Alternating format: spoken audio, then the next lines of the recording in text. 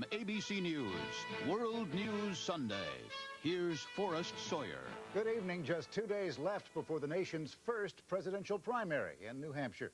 No one would have predicted a year ago that both Democrats and Republicans would be running heated campaigns.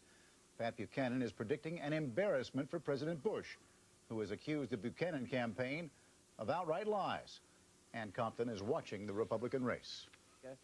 George Bush bluntly told New Hampshire voters today this is no time to cast a protest vote, and he did it without ever letting the name Pat Buchanan pass his lips. But one Republican voter confronted the president, saying he likes much of what Buchanan is saying about the economy. You know, Buchanan is coming across at this, and I'm right on the fence with a half a dozen other votes, and I want to hear what you got to say. It's one thing to make campaign rhetoric, and it's another thing to get your sleeves rolled up and trying to support the president in getting it done. And that's my point to the voters of New Hampshire. In a jab apparently aimed at Buchanan's career as a television pundit, Mr. Bush said this is not an election for the man with the quickest wit. There are a lot of people out there a lot more charismatic than I am, but a lot of them don't have to make the tough decisions either. Heck, if that were the case, Phil Donahue might be president of the United States. It is Buchanan's ad campaign, not his wit, that has angered the Bush camp. Buchanan continues to accuse the president of dropping a promised $500 income tax exemption for children from his immediate economic recovery plan. I think what we have here with Mr. Bush and his tax plan is a classical example of the bait and switch. Mr. Bush is running a sting operation on the people of New Hampshire, and he's not going to get away with it a second time. Both political camps are now playing the expectations game. The Buchanan side says he needs only 25% to send President Bush a message. The Bush team says Buchanan may get 35%. With local polls showing Buchanan in the neighborhood of 30%, that may leave both sides room to declare victory Tuesday night. Ann Compton, ABC News, Hollis, New Hampshire. The latest poll from the Boston Globe shows Paul Tsongas increasing his lead over Bill Clinton, 32% of the likely Democratic vote to Clinton's 21%. Tom Harkin shows up at 12%. Bob Kerrey at 11% and Jerry Brown at 6%. The write-in drive for Mario Cuomo has gained 4% support. This was a high-profile day for most of those candidates, trying to score a few more points as they come down to the wire. ABC's Jack Smith has more. Sun shines out. Most of the Democrats today were scheduled on network talk shows, and frontrunner Paul Tsongas repeated his opposition to the middle-class tax cut favored by most of his rivals. And all things being equal, I would love to endorse it. I mean, that is a very valid argument. But the fact is the need for this country is to get the economy moving. So I think my ultimate responsibility to the middle class is to give them a job. Bill Clinton, in second place now, is trying to stick to the issues, too. But on ABC's This Week with David Brinkley was asked about the personal questions that have dogged his campaign. You got to be willing to take your lumps, and I think one of the tests of a president is whether or not that man or woman can live with the pressure, take the heat, and go on. And Clinton said he was such a man. No candidate has taken more pokes at Clinton than Tom Harkin, and today he had to defend that. You have made no complaints? I haven't made complaints. I've responded to questions from reporters. I said that it seems to me that these things that keep coming up, and I've said this publicly, that all of these issues that come up raise questions about his veracity and character, and they do. The question of attacking other candidates surfaced in Bob Kerrey's campaign today, too. Kerrey put his pollster Harrison Hickman on probation for releasing an unauthorized memo questioning Clinton's Vietnam draft status. He operated independent of any instructions that I gave him, and as a consequence, violated a personal trust. The incident probably won't affect Kerrey, who is locked in a fight for third place with Harkin. If the polls hold up, only Tsongas and Clinton stand to gain momentum here. And former California Governor Jerry Brown in the single digits is given no chance at all. Jack Smith, ABC News, Manchester, New Hampshire. Well, once the New Hampshire votes have been counted, the 92 presidential campaign picks up speed. 5 days after New Hampshire, Maine holds its presidential caucuses.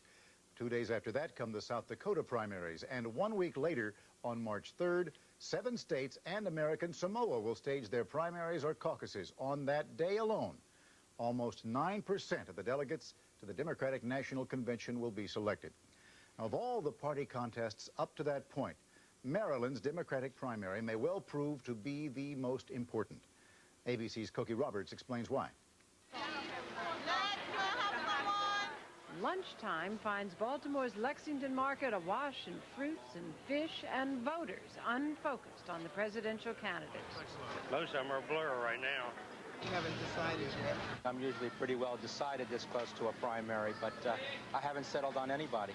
Some of these voters had settled on Bill Clinton and then unsettled. I think he has a lot of strikes against him. And I don't like to vote for a loser. Though Maryland might not be getting much attention, this state might end up having more influence on the Democratic nomination than New Hampshire does. Here, no candidate is running in his home region, and here, voters more closely reflect national attitudes. Maryland's important regardless of how we do, because it's representative of the whole country. You have the rural areas, Eastern Shore and Southern Maryland, and then Baltimore City, which has very serious urban problems. With its seacoast and seafood, city streets and suburban sprawl, Maryland does provide a microcosm of the nation, but that's not the only reason Clinton supporters stress its significance. And we all have to remember that former Senator Tsongas is really a favored son in New Hampshire. If he's not to be dismissed as a regional candidate, Tsongas must win Maryland. We feel it's very important and felt it would be very important since back around September, because it would show Tsongas' ability to do well outside of New England. Pollsters warn Marylanders like frontrunners. They voted for Mondale in '84, they voted for Carter in '80, they voted for Dukakis in '88. If Tsongas wins New Hampshire, Clinton's strength is questionable. They could get on the Tsongas bandwagon. Clinton's counting on Maryland to propel him toward Super Tuesday. If he goes into those southern primaries with no significant victories to his name, Clinton could have trouble convincing his own region to support him. And if Tsongas wins Maryland, he could head south as something more than a regional New England candidate. Cokie Roberts, ABC News, Baltimore. The top international story this evening, less than 48 hours after 3 Israeli soldiers were attacked and killed at an army camp inside their own borders. Israel struck back with air assaults in southern Lebanon. 11 people were killed, including the leader of a pro-Iranian group called Hezbollah, together with his wife and son. ABC's Dean Reynolds has more. As the chief of Hezbollah, Abbas Moussaoui led an organization with a long record of terrorism. It was Hezbollah that had a hand in the attack on the U.S. Marine encampment in Beirut in 1983. Hezbollah that kidnapped Western hostages and held them for years. Hezbollah, which had been fomenting an Islamic revolution in Lebanon, all the while fighting Israeli soldiers to the death. Today's helicopter gunship assault took place north of the Israeli-controlled security zone in South Lebanon. A deliberate strike, said Israeli officials, against Moussaoui. This terrorist group, like many others, understand only one language, and that's the language of force, unfortunately. Yesterday, 3 Israeli soldiers were hacked to death in an attack widely believed to be the work of Palestinians. The resulting Israeli public anxiety over the fitness of the military here could well be lessened by today's retaliation against Hezbollah. As for the Middle East peace process, Israeli officials said the killing of Moussaoui should have no effect. If we attack the enemies of the peace process, why should it bring about the collapse of the peace process? Those are enemies of the peace process. It is worth noting that aside from Iran, no government in this region, not even Lebanon, has so far officially condemned the Israeli raid against Hezbollah. And that may well be a sign of how unpopular Islamic fundamentalism really is with the rulers of the Middle East. Dean Reynolds, ABC News, Tel Aviv. Coming up, Secretary of State...